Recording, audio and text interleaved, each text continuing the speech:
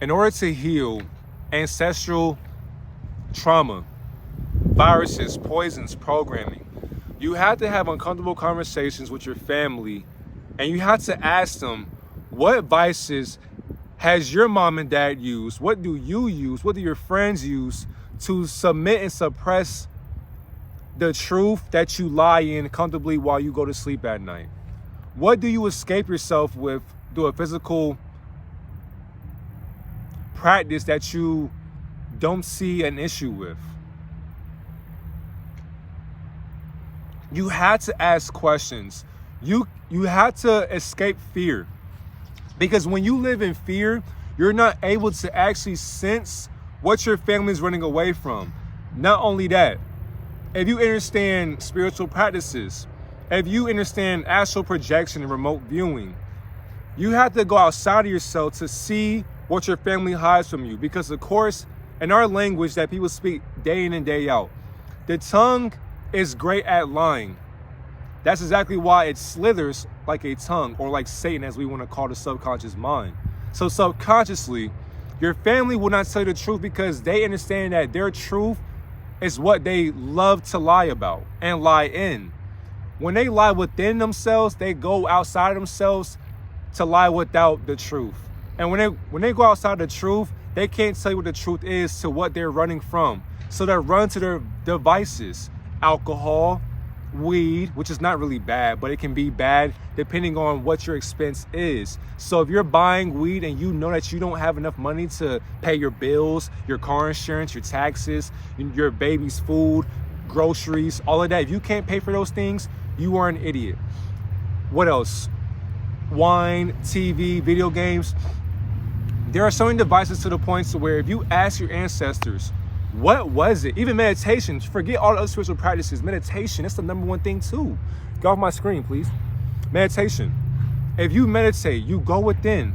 I keep saying within, because the thing is, we always go outside of our mindset to ask questions. If you just sit there, for one, if you go out into nature and you use telekinesis and you ask yourself, what trauma does my family have that I'm going to walk into? And you sit there and you listen to yourself just like this.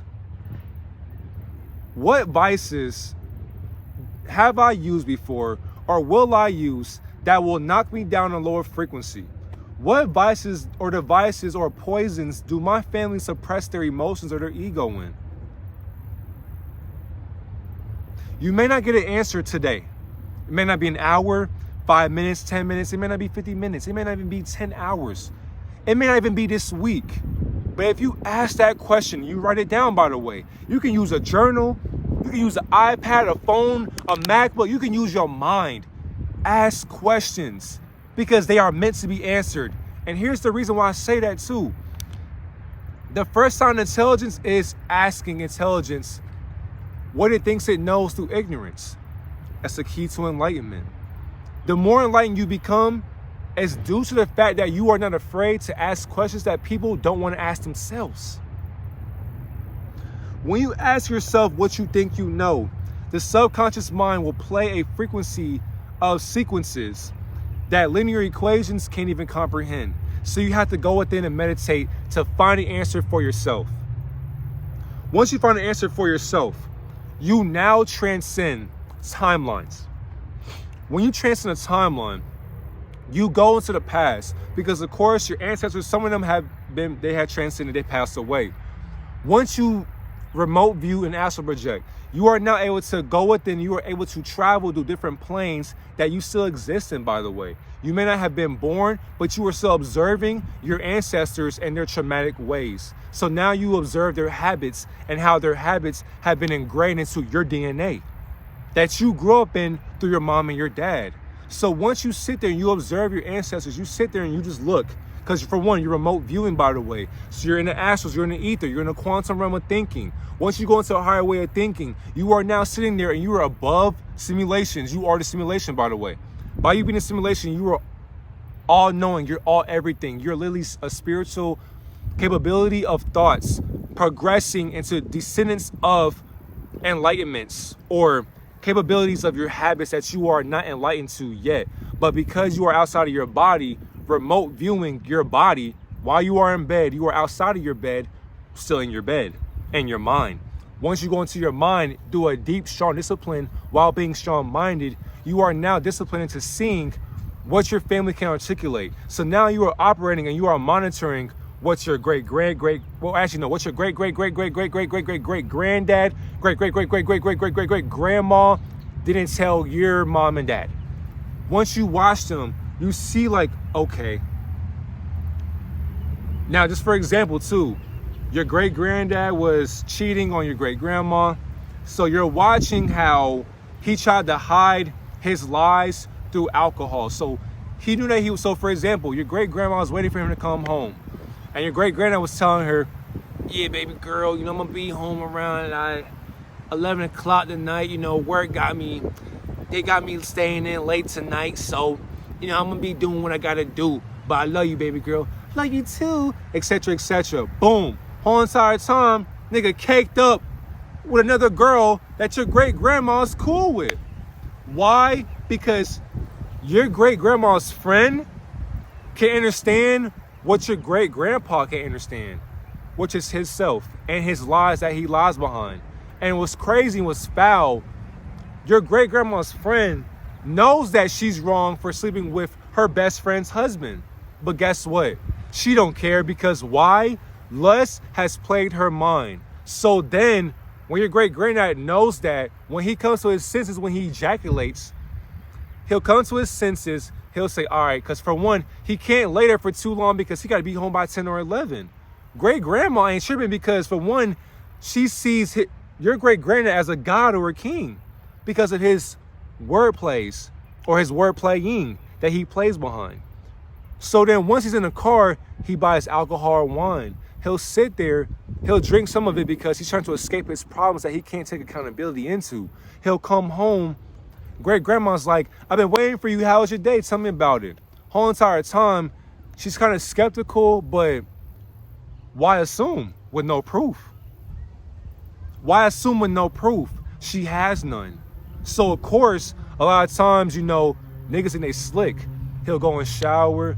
He'll talk to her. He'll try to use cologne or he'll try to change clothes and shit like that because she won't really get into a man's business till it becomes her business. So he'll be slick. She used to him drinking alcohol because, of course, that's the way that he can hide his lies by suppressing his mind. Once he drinks the alcohol, they have a conversation about work. They're laughing and giggling, kissing. She made food for him. He's showering before the food's even made. So she's thinking like, you know what? Her man's home. They can coexist together. Whole entire time, she don't even know that this nigga's in the shower scratching off the pussy juice, the apple pie that he was sleeping with before he came home to you. And so now, the whole entire time though, you're not even born yet. Your mom and dad aren't even a thought in their mind yet. But guess what you're doing? Remote viewing the whole entire time. The thing is though, you can't talk about it, but you can think about it, you can feel it, you can see it. You can actually comprehend the frequencies that they lie behind. So when they're in bed, they feel a gush of wind in their room. It's like, I have a feeling, and the thing is too, women have an intuition to do their truth while they dream. So the woman will say, I gotta ask you something. And when a man hears that, demons get irritated because now you're about to get caught. What's wrong? What's going on? I didn't dream that you were cheating last night. What? Woman, when a man does what? Pay attention to his ego. Because the spirit will say, it'll give you reassurance without giving you attitude or without giving you outward expressions that don't need to be validated through you. He'll sit there and say, for one, why would I cheat on you? You would say, why wouldn't you? For one, baby girl, I wouldn't lie to you.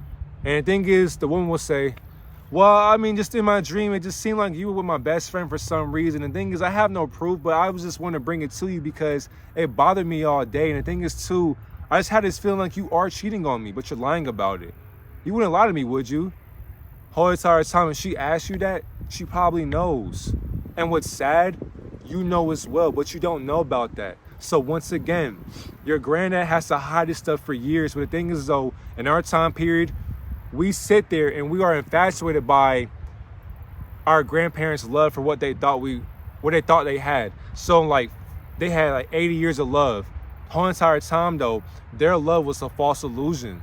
They had many ups and downs, many fights, many breakups, but they came back together because why?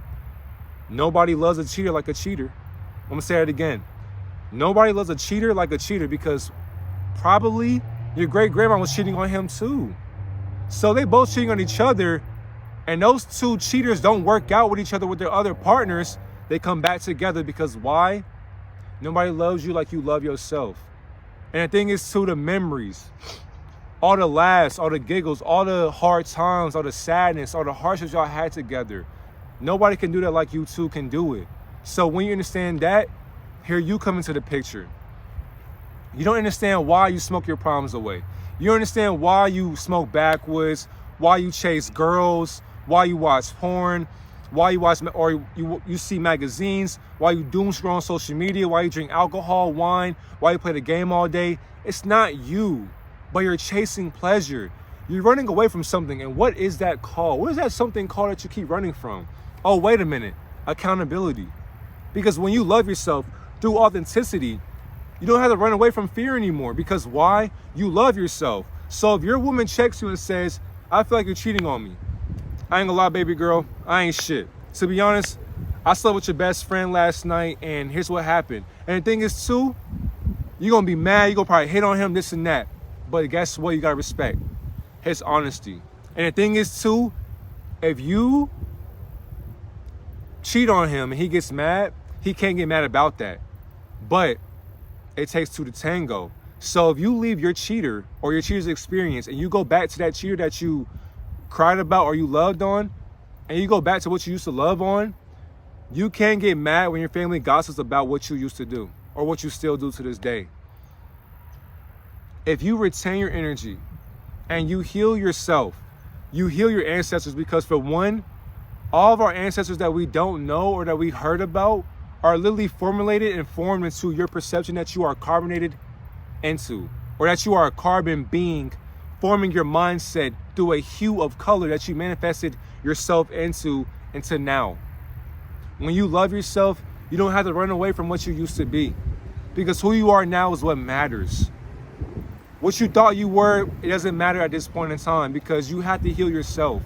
Your mom can't heal you because she has to heal herself from what she used to grow up into. Your dad can't heal you because he may not even be here. He's a deadbeat. Or he's still a little boy in a grown man's body. Excuse me. You are the generational curse breaker. Excuse me. You are a generational curse breaker. You are the one to knock down satanic lineages that you were born into. You have to find yourself in a world full of illusions. Nothing in this world is real besides your mindset. Everything in this world revolves around your ego. Your ego is all, and the all is the ego. And once you transcend the ego, you now see through the lies that you lived through and are still living through today. You have to sit with yourself in silence, and you have to be one with your mind. Don't run from those thoughts, because those thoughts are telling on themselves through what you think you know. But what you don't know is better for you, according to what your parents would tell you. Don't worry about that. You'll figure it out when you get older.